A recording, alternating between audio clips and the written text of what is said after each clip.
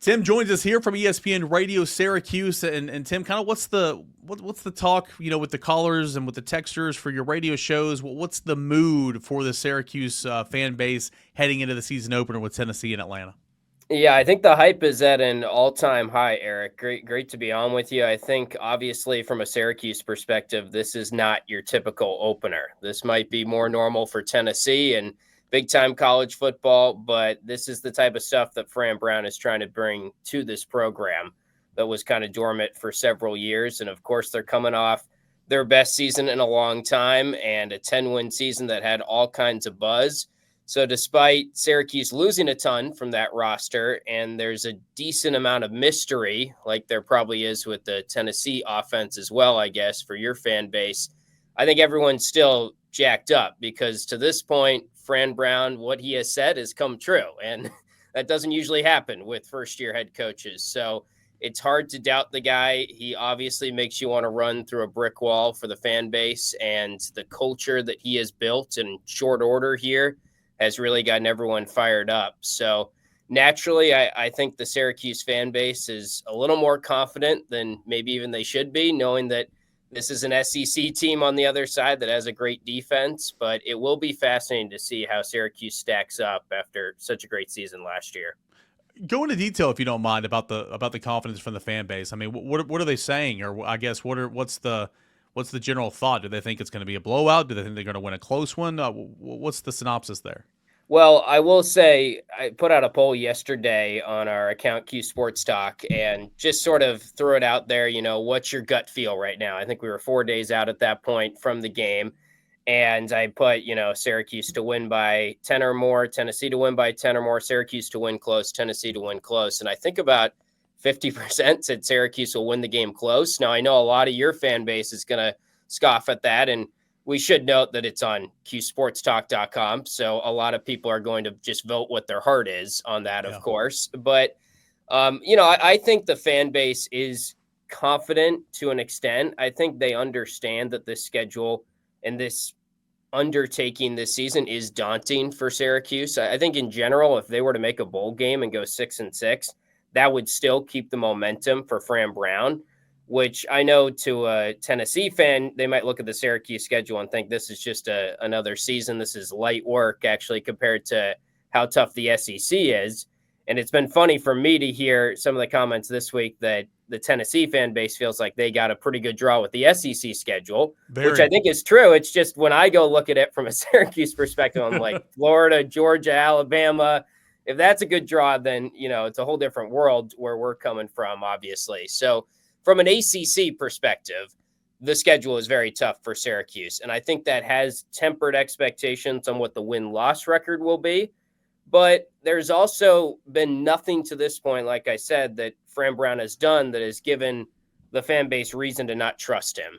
And yeah, they had a couple bad games last year, and it wasn't a perfect season. But for the most part, he came in, he promised that he was going to get the program back. He added great pieces out of the transfer portal. They definitely have more talent.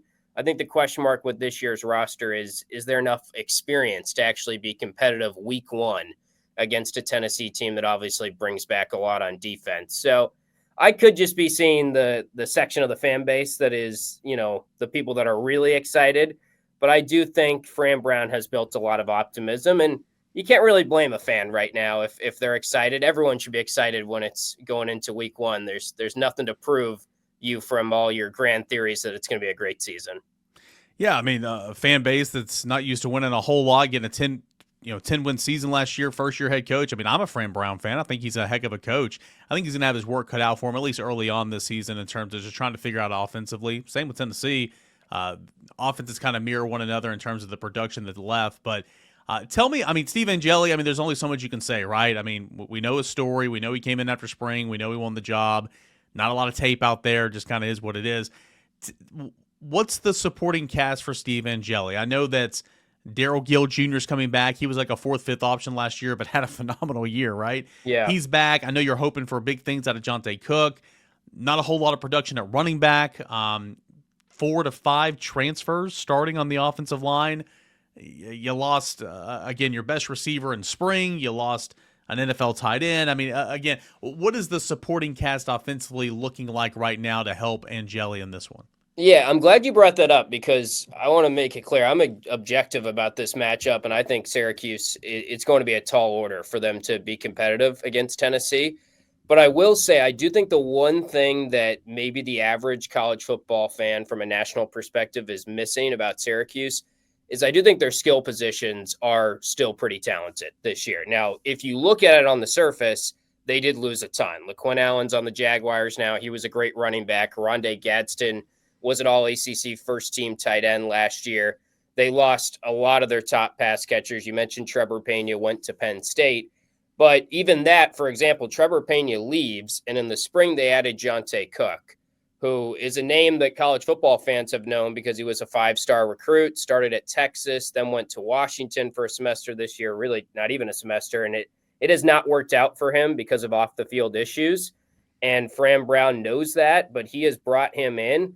And the reports in camp are that Jonte Cook has done everything right to this point. He's really matured off the field.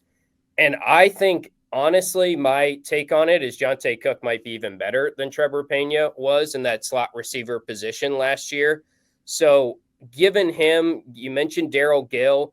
I think he'll be one of those guys that we will see. I think Tyshawn Russell is being slept on. He's a South Carolina transfer that no one's really talking about even around here. But from what I've heard, I think he'll be a guy that will be counted on here in week one. So, and then they got Justice Ross Simmons, who was a guy that everyone wanted a year ago. I mean, Florida was after him, a bunch of SEC schools. Syracuse got him. He just played hurt throughout much of last season, and he still had some big games. So between wide receiver and running back, I think it's easy to be like, man, they lost a lot. And maybe it's kind of similar with Tennessee. I mean, there's still talent there, even though they did lose some of these brand name players. Having said that, though, I think the concern is still you bring up the offensive line. How are those pieces going to fit? Because they did add some talent, but it's a lot of unproven guys on the offensive line. Some guys that didn't grade well PFF-wise. So I think the concern is in the trenches and defensively a little bit with Syracuse. Do they have enough to fill in for all they lost defensively? And their defense wasn't great last year. But I do think the wide receivers and running backs are better than people think. Yeah, I'm kind of in the same line of thinking with obviously I didn't know as much about the depth personnel in terms of the offensive skills, so that's good to know. But in terms of defensively, talking about Syracuse, the worries there. Anytime you start that many transfers on the offensive line, I mean, it's kind of you need to gel in a hurry. Like Oklahoma did that last year, and they also dealt with some injuries, but I mean, it was a train wreck for Oklahoma last year. So I was always kind of wondering, what that's going to look like. And you're not going to know after Saturday, right? I mean, for Syracuse's sake, like it might be week 4, 5, 6 until you truly figure out what you got. Yeah. And I'll say this about the offensive line. They might play 10 guys on the offensive line for week one. I think Fran rotates bodies pretty liberally there, and maybe that's a Dale Williams offensive line coach decision.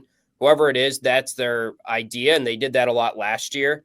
So I would not be surprised if the tackles that start the game are not the tackles that are out there for the third drive or the fourth drive. And that could be a little bit of trying to figure it out, but I think naturally they just are going to do that at Syracuse because they feel like that keeps their guys healthy and keeps them a little bit sharper for the long season. It's interesting. Like you see that more and more in football now. Old school football, I can't stand offensive linemen rotating, but a lot of people do that. Tennessee did it last year out of necessity because they couldn't have anybody healthy. But anyway, it's something you see. Quickly, we got to go here in a second. But tell me something about the defense. I know last year on paper, not good against the run. Syracuse had to outscore everybody. It looks like not a whole lot of returners coming back. Tell me something about the defense, and then out the door. If you don't mind, give me a score prediction. How you think this is going to go? Yeah, the safeties, I think, are the best part of Syracuse's defense. Those are some rare kind of known commodities right now with Juice Chestnut and Devin Grant, two guys that I think the entire fan base feels very solid about coming back. They added a Gary Bryant at linebacker from the FCS level who had a lot of tackles last year. He should be one of their key guys in the middle. But it's definitely unproven. I think they have a fair amount of bodies there at the defensive line that you feel pretty good about it from an ACC standpoint, and we'll see how it stacks up against a good Tennessee team. So, I think the defense is a concern. They did not tackle well last year. Their run defense wasn't great. So it feels like from a Tennessee perspective, the game plan should be to just kind of kill the clock and run the ball a lot and see how much you can be effective running the football. So, in terms of score prediction, I mean, I'm really torn because I don't think we really have a great feel of Tennessee, and I don't think we really have a great feel of Syracuse. And I Welcome to guess week one. yeah, it's week one, and it's the Yeah. transfer portal era. I've thought about it a lot. I mean, I find it hard to see Syracuse winning the game. I think personally, if Syracuse keeps this in the 10 to 14 points or below, that'd be great. I mean, I think that's a successful week one. Now, some of our fans probably wouldn't appreciate that line of thinking. I know Fran Brown would tell me I'm crazy, and he's shooting for a national championship. But maybe that's just me, being around Syracuse football and kind of having my guard up a little bit. I just understand that the SEC is kind of a different level. And I think about how you guys dominated NC State in one of the first games last year. And I didn't think NC State was as good as we thought, obviously, but, it can happen. So I just think it's an inexperienced team, and it's kind of a question mark right now. But I see it more as a lower scoring game just because there are some concerns on offense or some mystery to both teams' offenses right now. I like the underplay for sure. And yeah, NC State, I mean, going into last season, I mean, there was college football playoff talk about NC State, and Tennessee just blew them out. And then obviously NC State didn't turn out to be anything. I did quickly comment, if you don't mind, on Syracuse is starting a 17-year-old true freshman. Yes, corner, Demetrius Samuel. Right? Yeah, that's going to be exciting. I don't know how much he's going to play both ways. It's been talked about, and I think it's kind of a recruiting pitch in a way, which is smart by Fran. Travis Hunter had some success and made some national news. If they could get him to play both ways effectively, that only grows the brand of the program. So he's definitely the starting cornerback, which is saying something as a 17-year-old. And that's one guy I think everyone in Syracuse is really excited to see play for the first time. Should be interesting. Tennessee and Syracuse coming up on Saturday, noon Eastern, ABC.